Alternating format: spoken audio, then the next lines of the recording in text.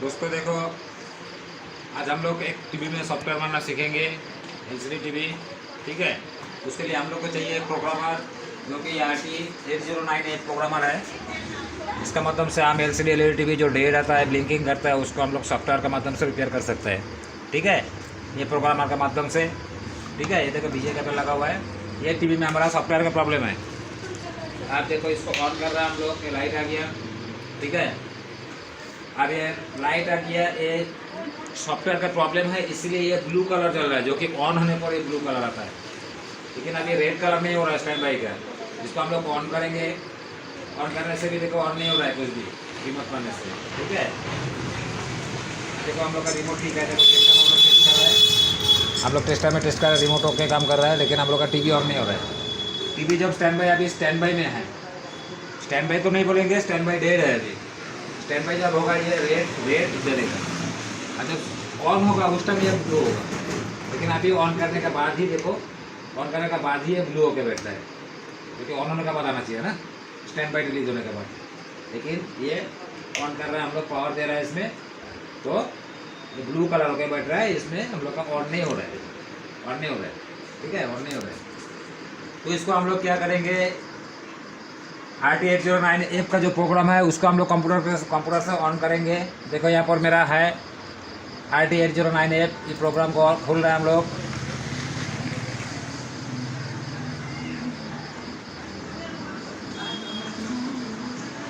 ये खुल चुका है।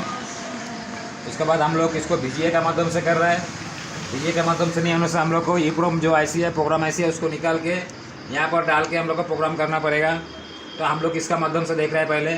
ठीक है, इसके लिए हम लोग को इसका VGA में हम लोग इसका VGA डाल दिया, देखो। ठीक है, इसके साथ तो अभी इसको हम लोग को जब VGA हम लोग कनेक्ट करता है, उसको बोलता है ऑटो ISP। ठीक है, और जब यहाँ पर चिप डाल के हम लोग को करना पड़ता है, तब हम लोग को स्मार्ट ID करना पड़ता है। तो अभी हम लोग VGA के माध्यम से कर रहे हैं, पहले टीवी नहीं खोल के। तो इसको हम लोग ऑटो ISP देंगे। उसके बाद यहाँ पर देखना क्या दिखा रहा है, चिप डिटेक्ट करेगा तब काम होगा। देखो डिटेक्ट हो गया, यहाँ पर दिखा रहा है। इसका कैपेसिटी क्या है, एमस्टार कंपनी का चिप है, एमस्टार कंपनी का चिप है। ठीक है, ये 108 MBPS का है, 16 मेगाबाइट का है, 16 चिप है इसमें। तो अभी हम लोग का करना क्या है, सॉफ्टवेयर को राइट करना पड़ेगा। उसके लिए हम लोग को देखो राइट कमांड देंगे हम लोग। ठीक है, यहाँ पर बोल रहा है buffer is empty, please retry. ठीक है, रिट्राई करने से देखो हम लोग का पास, हम लोग का D ड्राइव में इसका सॉफ्टवेयर रखा हुआ है। ये देखो RT8098। उसका बाद इसका जो फाइल है SRTV है, ये इसका अंदर में देखो ये MST लिखा हुआ है, MST का इसका फाइल है। ठीक है, ये 4 MB का फाइल है। इसको अभी ओपन करता है हम लोग। करने के बाद ये पहले वेरीफाई करेगा, देखो ऑटो इरेजिंग। पहले इसको जो भी थोड़ा बहुत कुछ भी है नहीं है, लेकिन उसका ड्यूटी है कि उस इरेज करे, इरेज करके फिर राइट होगा। देखो ठीक है, इरेज हो गया। अभी स्टार्ट राइटिंग, अब राइटिंग चल रहा है। अब ये राइटिंग हो जाएगा, उसका बाद सेट ऑन होगा। अगर चिप खराब है तो अब हम लोग को चिप नया लेके, उसका बाद नया सोल्डर करके, उसका बाद हम लोग को राइट करना पड़ेगा। ठीक है, अगर ये चिप सही है, तो यहाँ पर वेरिफिकेशन होके दिखाया, ऑटो इरेजिंग हो रहा है, वेरीफाई कर लिया चिप सही है, उसलिए काम चल रहा है। तो उम्मीद है हम लोग का 99% की हो जाएगा। ठीक है, सॉफ्टवेयर जब भी हम लोग डालेंगे, इसका एप्रोप्रिएट सॉफ्टवेयर, जो सही सॉफ्टवेयर है, इसमें जो चाहिए उसी को ही देना पड़ेगा। गलत सॉफ्टवेयर देने से भी सेट ऑन नहीं होगा। ठीक है, तभी हम लोग का सॉफ्टवेयर राइटिंग हो रहा है। देखो स्टार्ट राइटिंग हो गया। अब इसका माध्यम से देखो ब्लिंकिंग हो रहा है, इसका माध्यम से हो रहा है। ये सॉफ्टवेयर ओके हो जाएगा, उसका बाद सेट हम लोग का बन जाएगा।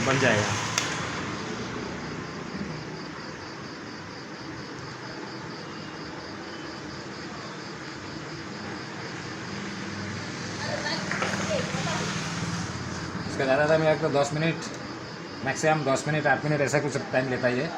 ठीक है, तो ध्यान रहे, अगर इसका ऑटो ISP से नहीं हो रहा है, डिटेक्ट नहीं हो रहा है, तो हम लोग को इसको खोलना पड़ेगा, चिप को खोल के उसका बाद हम लोग को इसमें डाल के, एडाप्टर है मेरे पास, वो एडाप्टर में डाल के चिप को यहाँ पर डाल के, उसका बाद हम लोग को स्मार्ट आईडी से हम लोग का यही काम करना पड़ेगा, ठीक है। अगर डिटेक्ट नहीं होता है तो, फेल होता है तो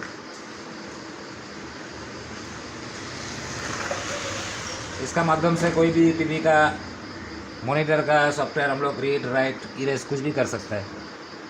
ये नहीं है तो हम लोग टीवी का सॉफ्टवेयर रिपेयरिंग नहीं कर सकता है।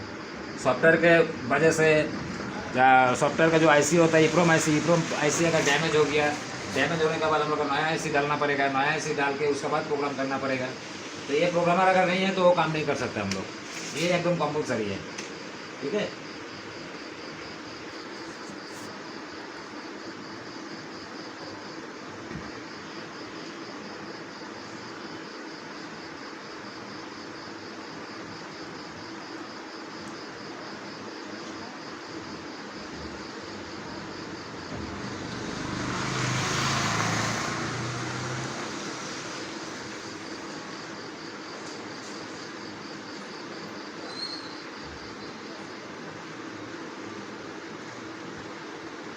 अब देखो वेरीफाई हो रहा है, राइट सक्सेसफुल, ठीक है, सक्सेसफुल राइट हुआ। इरेज हुआ था सक्सेसफुल, जो मिटाने का काम करते हैं इरेजिंग, वो सक्सेसफुल हुआ था, इरेज सक्सेसफुल। उसके बाद राइटिंग शुरू हो गया, राइटिंग भी सक्सेसफुल हुआ।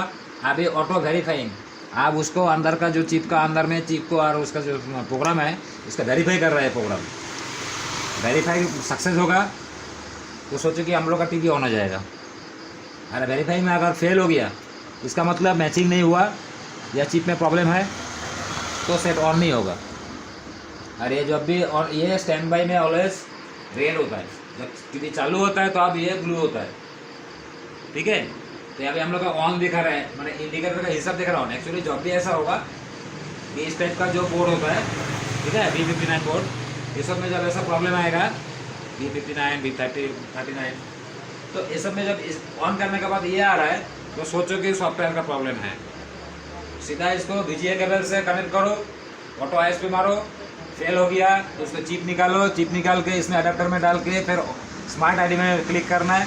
स्मार्ट आईडी उसके बाद मैं अगला बार चिप निकाल के कोई भी ऐसा काम आएगा कि चिप डिटेक्ट नहीं कर रिप्लेस करना पड़ेगा तो यहाँ से करना पड़ेगा, वो काम में मैं आगे दिखाऊंगा कभी, ठीक है।